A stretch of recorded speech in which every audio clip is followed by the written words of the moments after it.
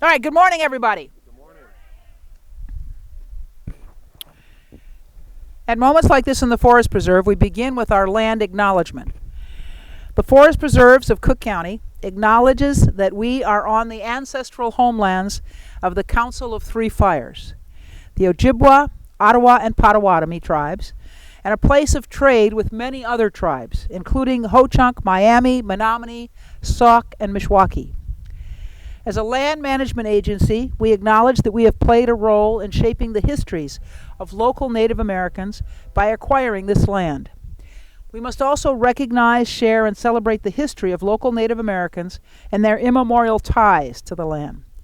We commit ourselves to developing deeper partnerships that advocate for the progress, dignity, and humanity of the many diverse Native Americans who still live and practice their heritage and traditions on this land today. It's great to be here, and I want to thank everybody who's joined us in this celebration.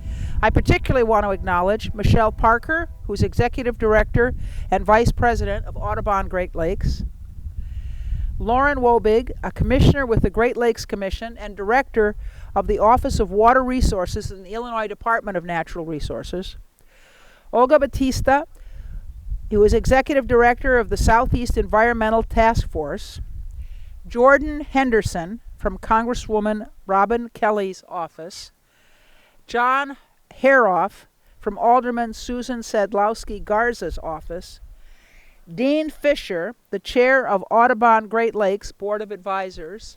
I think we'll be joining, shortly we'll be joined by Kim DuBouclay from the Metropolitan Water Reclamation District, and John Rogner, the Assistant Director from the Illinois Department of Natural Resources, and of course Arnold Randall and all of our Forest Preserve staff.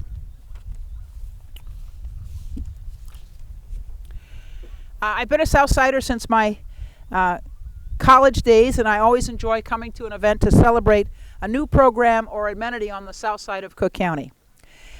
I suppose everyone has some sort of local pride when they see their community in the spotlight. But I'm also proud to announce this investment in the southeast side because I know historically this part of our county for many decades has not received enough attention or investment. Today's celebration represents another example of our efforts to place an equity lens on everything that we do as government. The timing of the celebration is fitting. Yesterday was the final day of our third annual Cook County Racial Equity Week. All week long, we cast a broad net to discuss how and why we need to tackle issues of equity head on. From environmental justice to housing segregation to listening to each other's personal narratives. Investing in the natural world on the far south side and in the south suburbs is equity action too. And like all work toward equity, it benefits each and every one of us. Everyone is better off when we live in a healthier, cleaner, and more equitable world. And despite the lack of historical investment, the Calumet region is rich in cultural and natural resources with the potential for even more. The Forest Preserves of Cook County is certainly one of those gems of Chicago and our suburbs, protecting native lands and providing residents with opportunities to enjoy the natural world. Where we stand today is a great example. Powderhorn Lake is beautiful, and it's a relaxing place to fish and go boating. Directly to our north, the Powderhorn Prairie and Marsh Nature Preserve is the only state-dedicated nature preserve within the city of Chicago's limits. It's the only state-dedicated nature preserve. At the Forest Preserves, we recognize that Powderhorn can offer even more. The project we are beginning today will give even more native birds a place to live, to visit, and to nest. It will create better conditions for fish and help restore what is unique about this area's globally rare dune-and-swale ecosystem. Yet none of this would be possible without the other organizations that are here today. I'm grateful for our partners who share our commitment to the Calumet region. I want to thank Audubon Great Lakes for their vision and coordination with the Forest Preserves to make this great idea a reality. And I'd be remiss if I didn't also give special thanks to the Great Lakes Commission, the National Oceanic and Atmospheric Administration, and the Coastal Management Program at the Illinois Department of Natural Resources for their support, not only for this specific project, but for all their dedication and attention to the Calumet region. Thank you for being here today to celebrate with us. It represents another step forward toward a more sustainable, equitable place for everyone who calls Cook County home. Thank you.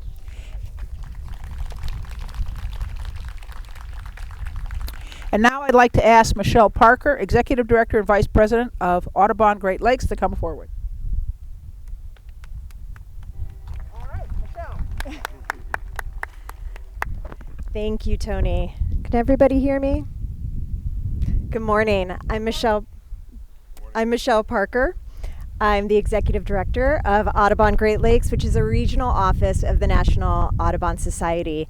And what a glorious day to be here in the Calumet. And what a glorious reason to be here today. The groundbreaking to reconnect Powderhorn Lake to Wolf Lake, and by extension to Lake Michigan.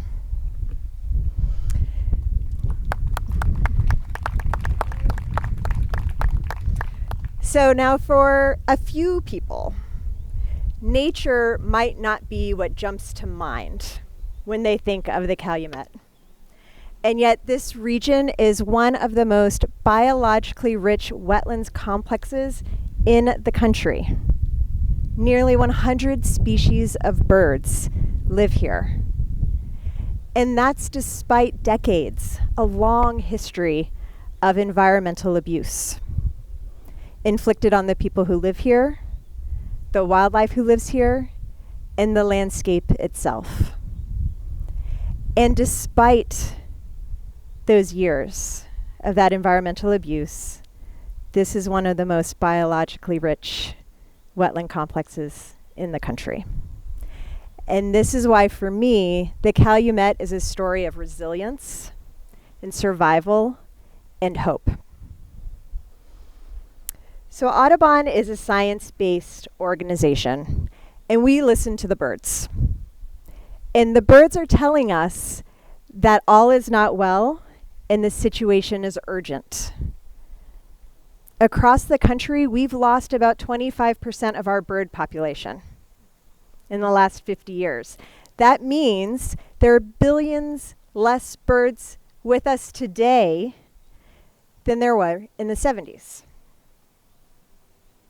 There are some species of birds that are very particular in their message. For example, marsh birds. For example, pied-billed grebes and least bitterns who live right here in the Calumet.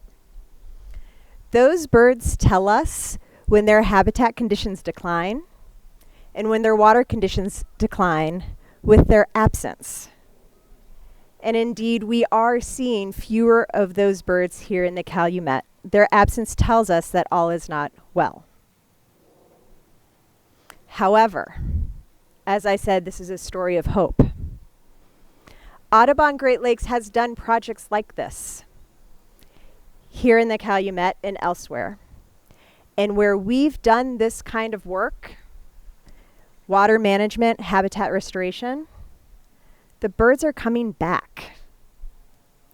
So these marsh birds who tell us that they're in trouble by their absence are encouraging us in this work with their return.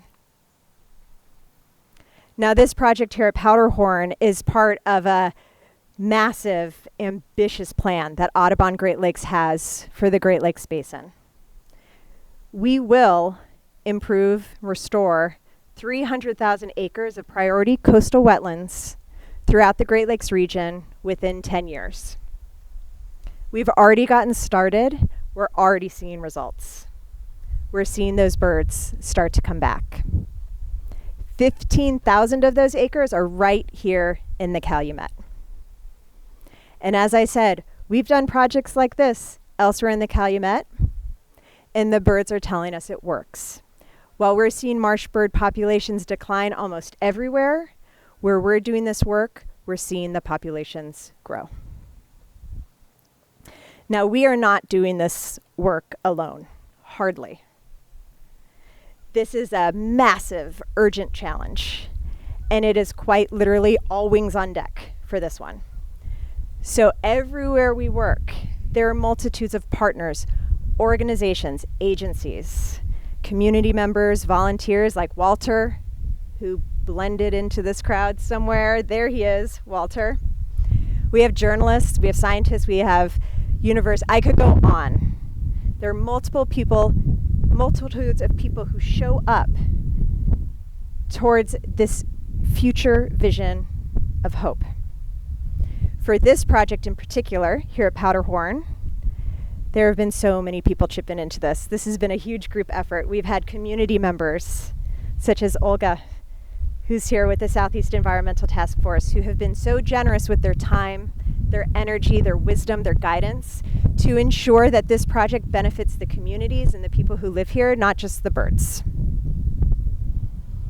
The EPA, NOAA, Great Lakes Commission, who are diligent stewards of the hundreds of millions of dollars that come into the Great Lakes every single year through the Great Lakes Restoration Initiative, including funding this program. Partners like the Forest Preserve District of Cook County, who dream big and deliver. The same can be said for Illinois Department of Natural Resources, who we love working with. And speaking of dreaming big, Dean Fisher, Audubon Great Lakes Advisory Board Chair, who might dream the biggest. He also ensures that we have what we need to get it done. Also to the Audubon Great Lakes staff and volunteers, many of whom are here today, who show up every single day, committed to that future of hope. Finally, I'd like to thank all of you, because it's one thing to be supportive of a project, it's a whole nother thing to show up for a groundbreaking. You all are hardcore, and I'm grateful for all of you. So with hope and joy in my heart for today, for this project, for the future of this place, I'd like to pass it over to Lauren Wobig, who is both a commissioner with the Great Lakes Commission and the director of water resources, correct, for the Illinois Department of Natural Resources. Thank you. All right.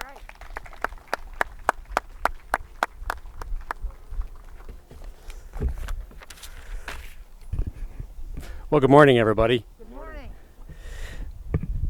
And thank you, Michelle, and thank you to Audubon Great Lakes for being a new Great Lakes Commission observer. Appreciate that as well. So, like Michelle mentioned in my introduction, I'm here wearing many hats. And so, number one, on my day job, if you will, I am the director of the Office of Water Resources for the state of Illinois. And so in that capacity, we deal with water supply and the allocation of all of our drinking water and water out of Lake Michigan, and then flood control, urban flooding, and all of those aspects. And so I wear the Director of Water Resources hat. But then I have the privilege of also serving as one of your commissioners on the Great Lakes Commission. And I do not have a Great Lakes Commission hat, but now you know that all of my money goes to Southern Illinois University for my daughter. But just like I wear many hats in what I do on a daily basis, this project wears multiple hats.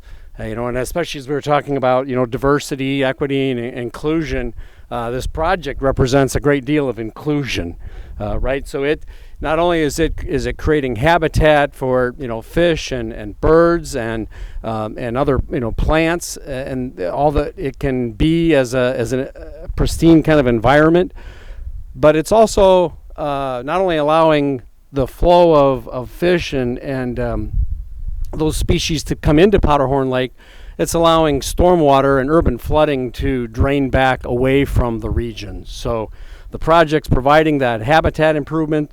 It's also, improving urban flooding in the area and getting, floodwaters off our streets and parking lots in the area. The project's creating jobs, and it's benefiting these local communities. And that's what a good project should do, right? It needs to have that resiliency. It needs to provide multiple benefits wherever we're expending state and or private funds. And so that I applaud this project for having the multiple capacities that it does in order to do that. And just like at the Great Lakes Commission, where the commission comes together as 8 states and 2 provinces to really promote and have collaboration about Great Lakes issues, which are, part of what we're here for today and the results of that collaboration. But then the collaboration that took place to make this project happen, right, was a collaboration of state, federal, and particularly local partners that came together with common goals to make that happen. So the Great Lakes Commission is excited to work with you to restore the 100 acres of wetlands here at Powderhorn Lake. And on behalf of both of my hats, the Great Lakes Commission and the Illinois DNR, congratulations to all on the groundbreaking of this project. And so with that, I would like to introduce Arnold Randall, who is the General Superintendent of the Forest Preserve of Cook County. So thank you for your time this morning. Thank you. All right, good morning. Good morning. So I wear one hat, it's the Forest Preserve hat, but I liked your analogy and your presentation on that. It is great to be out here at Powderhorn, and I have some scripted comments, but this place to me, it's incredible to me that a place like this exists in such an industrialized area on the south side of the city of Chicago. We're so fortunate. I'm a native Southsider, lived here my whole life. My dad worked in the steel mills when the steel mills were still here, and I thought how bad this place looked and how gray it was historically. And the fact that this place exists and that we're investing in it and we do so much here is really a testament to everybody who's involved with it. And I just want to thank you all for that. It's great to be here today. This day is literally years in the making. It took a lot of collaboration and work with multiple agencies and local groups and individuals to get where we are today.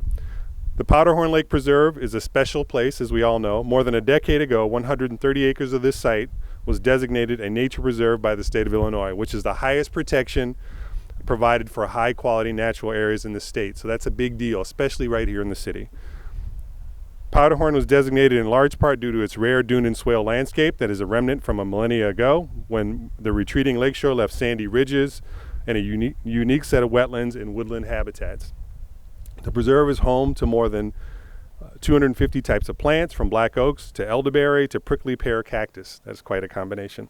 More than 2,000 species of insects, and over a course of a year, 100 different species of birds. But we watched the water levels, levels have been rising at Powderhorn, and that's not a good thing. The north end of the lake is no longer a marsh habitat that native birds and fish depend on, and the swales in the nature preserve are filling with water and invasive weeds. As important, the lake has less capacity to absorb heavy rainfall, leading to flooding in the nearby communities. There have been a lot of discussions, as you all know, internally at the Forest Preserves and with our outstanding partners here today about what can be done to change this trend and bring back critical wetlands. Ecological restoration is a priority for the Forest Preserves, and we have more than 14,000 acres under active restoration and maintenance today, and we're really excited about that. That's a big change for us over time.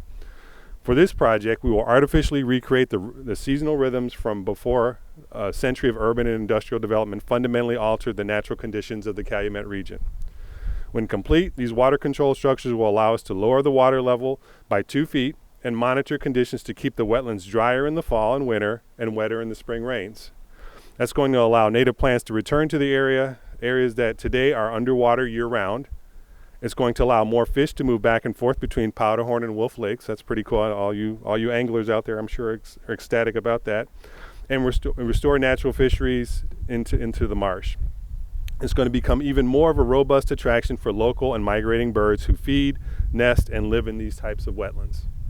Across the county, the Forest Preserves help mitigate floodwaters by absorbing and cleaning stormwater in our wetlands and our water bodies. Here at Powderhorn, with the water levels lower, local flooding should decrease as well. I want to thank and recognize our close partners on this project. We aim to always be providing more at the Forest Preserves, and we absolutely are indebted to the support of these agencies to make this project a reality. So I want to thank Michelle Parker, Nat Miller, Servando Moreno from Audubon Great Lakes, Cassie Laval, Ryan Darnton from NOAA, Lauren Wobig, Eric Ellis, Jill Estrada from the Great Lakes Commission, Laura Verdin, Kim Kraling, and Frank Jakubizik with the Illinois Department of Natural Resources Coastal Management Program, which funded the initial research to test the viability of this idea. And this is a unique thing that we're doing here. This is not something that we've done a lot of in other places, so we're excited about it and we think it has great potential, obviously. I want to thank Kevin O'Donnell with the US EPA, which provides funding that supports all this work, Dave Kraft, Kirsten James with the project management and engineering firm of Hay and Associates. And I also want to thank Eduardo Garcia and the Indiana Harbor Belt Railroad, which has been great to work with on a project that crosses their property. And if you've worked with railroads before, that's not always the case. So I want to especially thank them. No offense to any railroad people, but finally, I want to give a big thanks to our Forest Preserve staff who worked on this. Eric Otto with our Planning and Development Department, Chip O'Leary and Steve Sillick from our Department of Resource Management. They've been the driving force on this concept at the Forest Preserves from the very start. I'm sure they'll agree that it's exciting to know that when we return here next year to see these historic habitats return. Now I want to turn it over to Olga. What's your last name again, Olga? Bautista. Thank you, Olga. And for her comments. Thank you very much.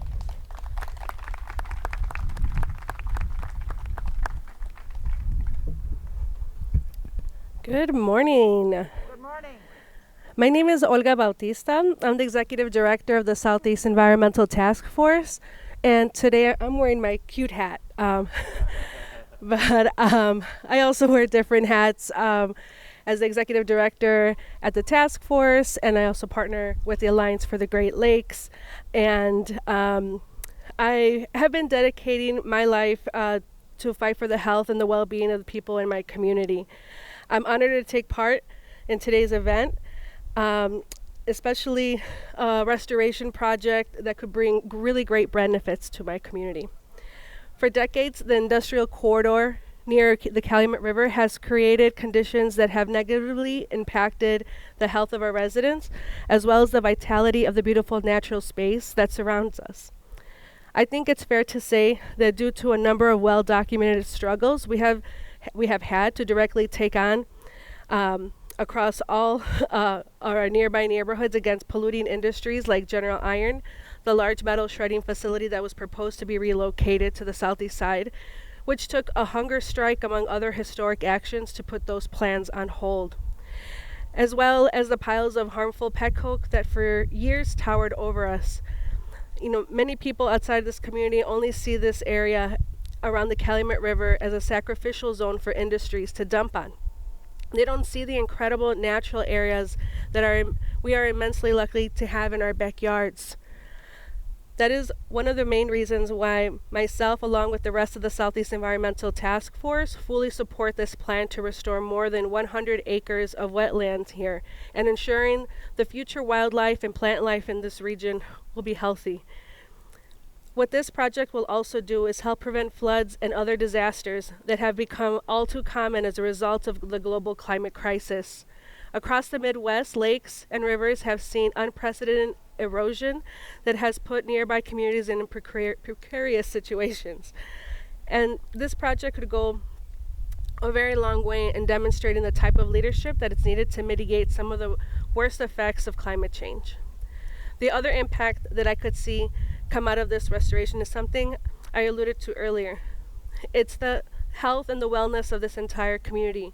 Residents of the southeast side have had to bear the brunt of pollution for far too long, and as a result, we have some of the highest rates of respiratory diseases and other life-threatening issues such as cardiac diseases and cancer. I myself developed asthma as an adult, and I worry every day about the air quality that my children live in, especially as data has shown that the 10th ward has been one of the most hardest hit by the COVID pandemic.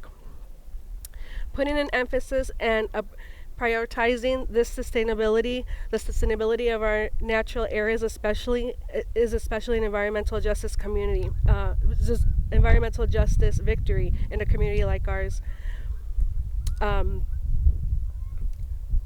So as we begin to the plan to improving the health outcomes of the residents of the surrounding area, repairing the harm that industry activity has done to the nature around us could be the first step in truly prioritizing the health of every person that lives and works in this community.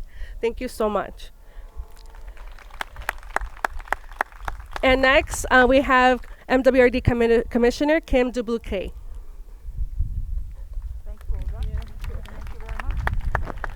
Good morning, everyone. My name is Kim Dubuque, and I am a commissioner with the Metropolitan Water Reclamation District. And as you may or may not know, the sole purpose of our existence is to help with flooding and stormwater control and helping to keep our freshwater supply safe, which is Lake Michigan or the Great Lakes.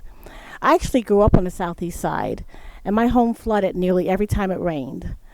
So a project like this will most definitely affect my childhood home to help mitigate some of the flooding that occurs in my neighborhood. And as one of the prior speakers said, most of the flooding and stormwater issues happen in black and brown underserved neighborhoods. So it's my honor and pleasure to be here to support this. And I'm so looking forward to seeing the results of this wonderful project. So thank you very much.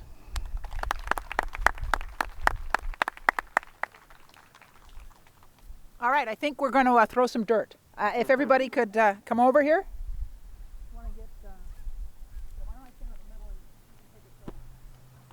Okay. How many people have we got? I found another. Everybody. Ogie, you want to get on this side? All right, we're going to put the guys on the outside. Okay. Guys are bookends. Okay, Ken, you want to take a shovel? Hard hat's optional. Hard hat's optional. Oh, are they though? I'm not into hard hats. That's true. I have to go home and fix my hair. All right. Okay, you take that one. Everybody got one? Here. Sure. Sure. Oh, that's right here. You take it. I'll stand here. Come on. All right, wait a minute. Everybody get some dirt on their shovel. Hold it up, please. And then 1, 2, 3. Wait until 3. Hold it up. Wait, are the permits All right, in? have you got your pictures?